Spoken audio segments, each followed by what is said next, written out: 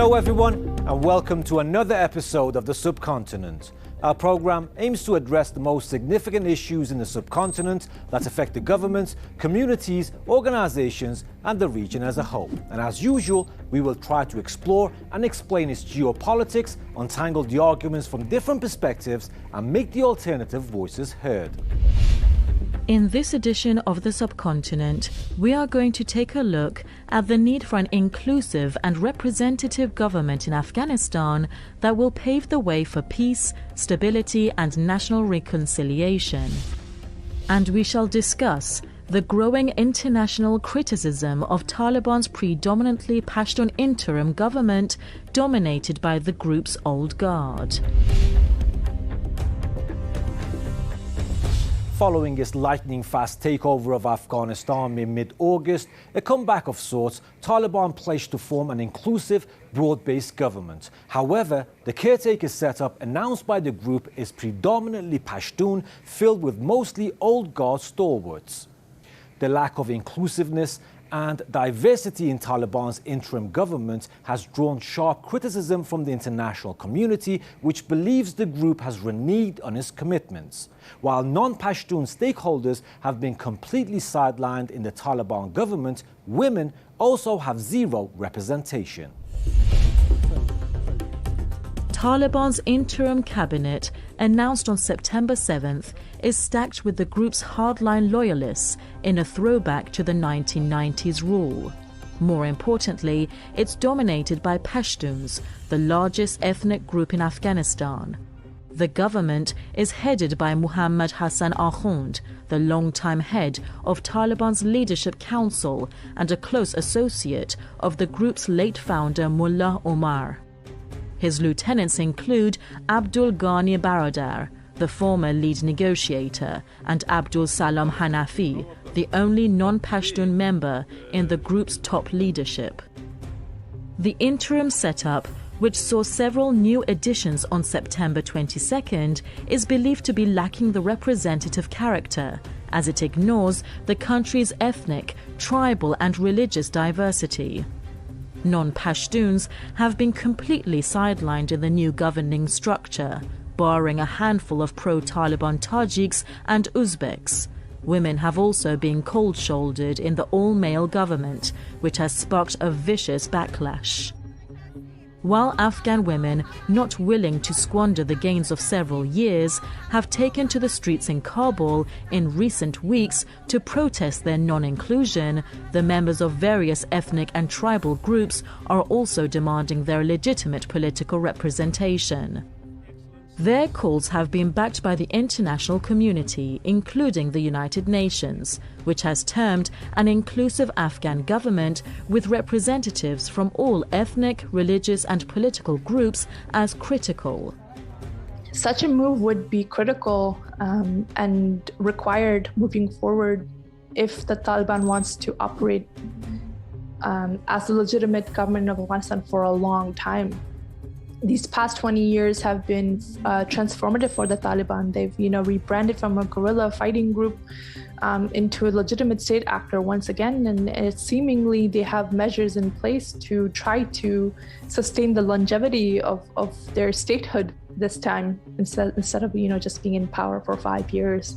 So in order for that to happen, they must account for the ethnic and religious minorities of the country and Afghan women, and these groups are fundamental components of the social fabric, political fabric, economic fabric of the country. So if they want to revitalize the economy, get it up and running again, if they want people to come to work, especially with regards to public service, then they need to adjust themselves accordingly. I mean, it's very difficult to say how the group will react or how the group will act, especially if we're accounting for the different ideological difference, the various ideological difference within the group in terms of interpretation of only of their theocratic forms of government, but also how day-to-day governance should be implemented. It's much too early to tell how that factionality in the group is going to play out. And the transitionary government has cabinet has just been announced. So we really have to wait and see. in the post-2022 context to see when the Constitution Committee is doing its work, what kind of are the long-term plans of the group with regards to ethnic religious minorities in particular and Afghan women, because we know that those particular groups refuse to take things lying down. They have been very active, very vocal with regards to the sustainment of their rights, and that's not going to go away. And the Taliban essentially can't make that go away. This isn't the same framework that they had governed in beforehand. Afghanistan's ethnic mosaic has been at the center of the country's turbulent politics for more than a century. Taliban's first stint in the late 1990s was marked by brutal suppression of ethnic minorities, in particular the Hazara community. The successive US-backed regimes in Kabul since 2001 only exacerbated the problem. Having staged a comeback after 20 years of war against foreign occupiers, Taliban officials insist that they have changed. But have they really changed? Well, that remains a big question. Taliban spokesman Zabiullah Mujahid, in his first news conference on August 17th, 2 days after the group's dramatic takeover of Kabul, struck a conciliatory tone. He promised peace and good governance at home, with participation of different political and ethnic groups. He made all the right noises, which showed the militant group's desire to join the international mainstream and be seen as a credible political movement. Statements by Mujahid and other Taliban officials since August 17th raised hopes that the second coming of the group, known for its brutal persecution of ethnic minorities in 1990s, will be refreshingly different. Many believe that the experience of past 20 years has led to the militant group's ideological and political evolution. However, words and deeds haven't been in sync so far. One of the factors responsible for Ashraf Ghani's government's staggering fall from grace was his inability to bring together different ethnic groups. During his 7 eventful years in power, he earned dubious distinction for patronizing the majority Pashtun community while sidelining minorities. That has made the job even more difficult for the Taliban.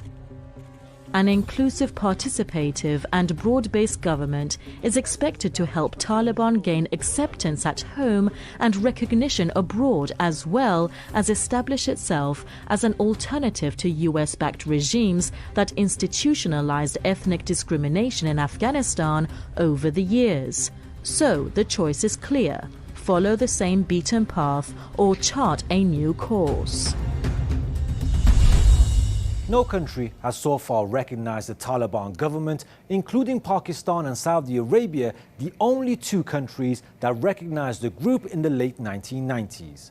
The international community has tied the group's recognition and legitimacy to accommodation of different political and ethnic stakeholders in the government.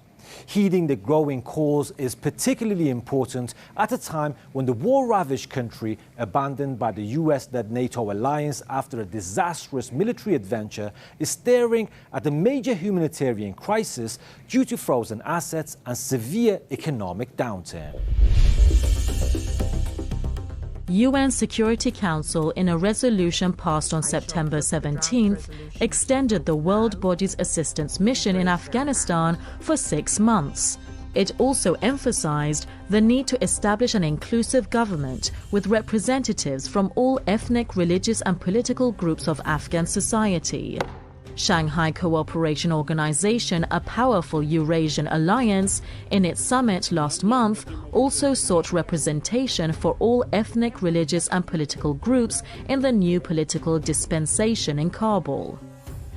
European Union criticized the interim government of Taliban as neither inclusive nor representative of the country's ethnic and religious diversity. China and Russia, who have moved to assert themselves as key players in Afghanistan, also urged the Taliban government to put in place a broad-based and inclusive political framework. Iran and Pakistan, the two closest neighbors of Afghanistan, expressed concern over lack of inclusivity in Taliban's caretaker government while adopting wait-and-watch approach. Pakistan's Premier Imran Khan even offered a dialogue with the group for the formation of an inclusive government. Taliban, however, shot back, saying that countries have no right to make demands of an inclusive government. While the group has so far appeared dismissive of the growing clamour, it realizes that playing the ball with other countries is the only way to avoid political isolation and a worse humanitarian catastrophe. Afghanistan is a multi-ethnic country of 40 million people, with no single ethnic group being a decisive majority. The fissures between the different ethnic and tribal groups have often played out in the cutthroat field of politics, with Pashtuns almost always prevailing over the Tajiks, Hazaras and the Uzbeks due to numerical strength. Many Pashtun politicians have over the years claimed the right to rule in Afghanistan, with other groups playing the second fiddle role. The Taliban seem to be following the same blueprint, but, as they say, times have changed. Owing to decades of foreign-imposed war in Afghanistan, no accurate or scientific census exists on its population, including the size of each ethnic group. Pashtun community, based in the south and east of the country, has an edge over other ethnic groups in terms of numbers, but it is not big enough to form a majority according to multiple studies. There are broadly 14 ethnic groups in Afghanistan, including Pashtun, Tajik, Hazara, Uzbek, Turkmen, Baluch, Pachai, Nuristani, Aimak, Arab, Kyrgyz, Kizilbash, Gujur, Brahwai. The first four groups are larger in size, but Pashtuns remain the largest group. According to rough estimates, they comprise around 40 to 45% of overall population, followed by Tajiks and Hazaras with around 15 to 20% each. With no group having a clear majority, presidential candidates have always lobbied with other ethnic groups to form the government. Hamid Karzai did it in 2004, and Ashraf Ghani did it in 2014. But the real representative character still eluded the two US-backed governments. The presidential elections in 2014 and 2019 were both marred by dispute between Ghani and his Tajik challenger, Dr. Abdullah Abdullah, which illustrated deep ethnic fault lines in the Hindu Kush country.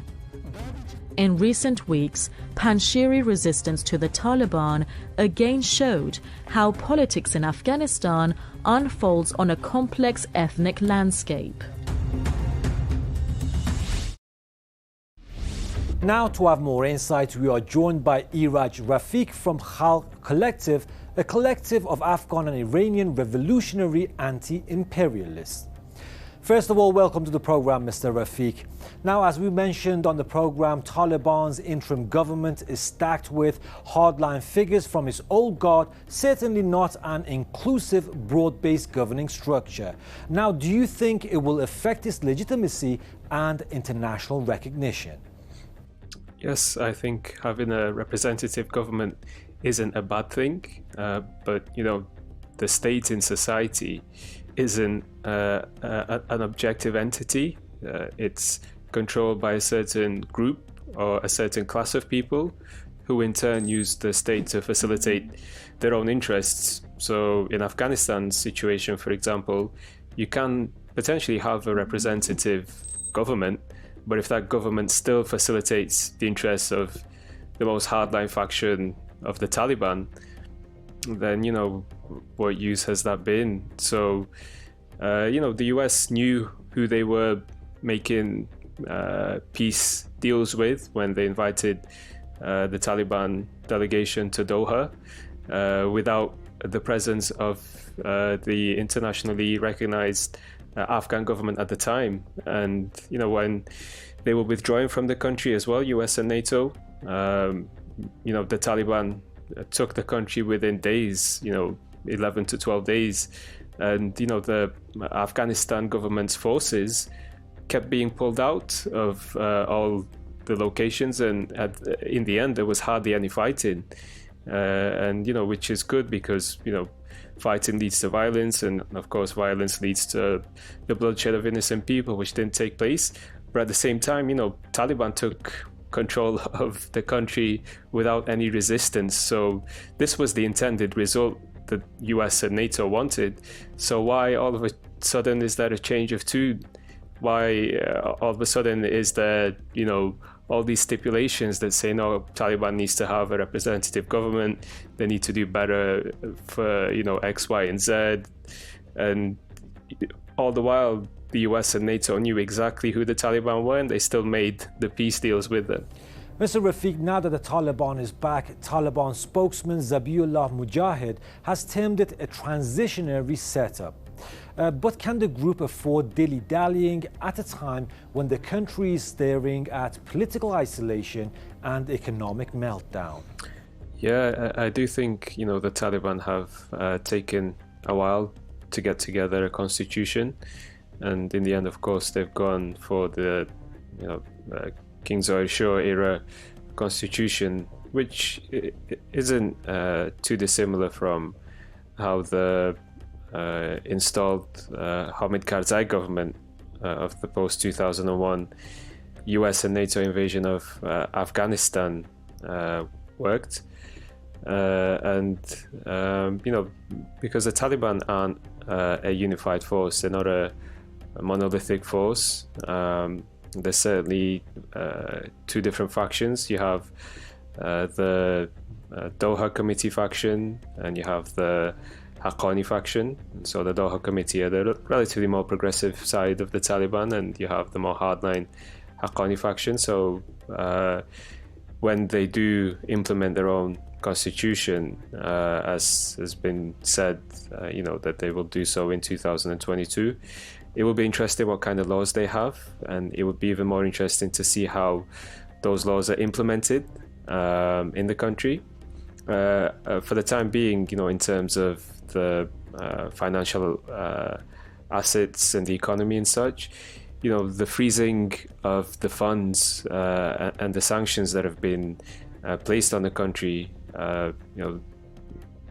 this has been taking place by the US and at the behest of the US and other allied Western states. And this only affects the Afghan people.